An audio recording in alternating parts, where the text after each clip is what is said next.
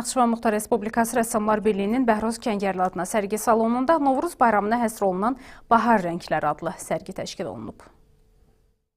Sərginin açılış mərasiminin əvvəlində Ulu Öndər Heydər Əliyevin və şəhidlərimizin əziz xatirəsi bir dəqiqəlik sükutla yad edilib.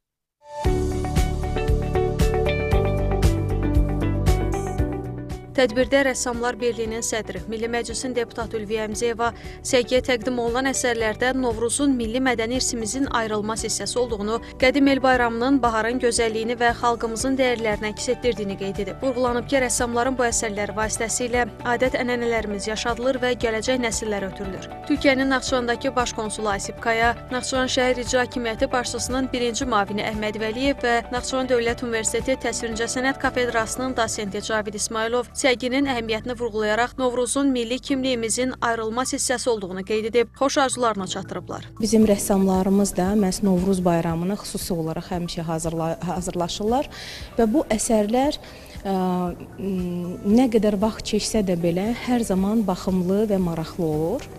Bilirsiniz ki, Novruz bayramı bizim milli adət-ənənələrini özündə ehtiva eləyən gözəl bayramlardan biridir və əsərlərdə də rəssamlarımız məhz Novruzun atributikasına müraciət ediblər. Nevruz bayramını konu alan bir sergiye ben de katıldım.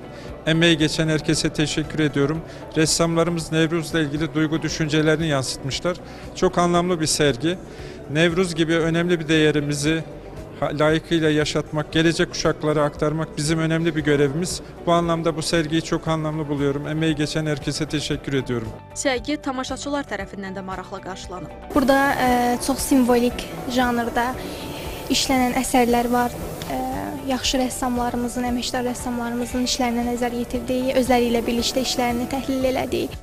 Sərgidə 50-yə yaxın rəsm və dekorativ tətbiqi sənət əsərləri nümayiş olunur. Nazlı İmmətova, Tərlan İbrahimova, Rafət Kərimov, NTV Xəbər.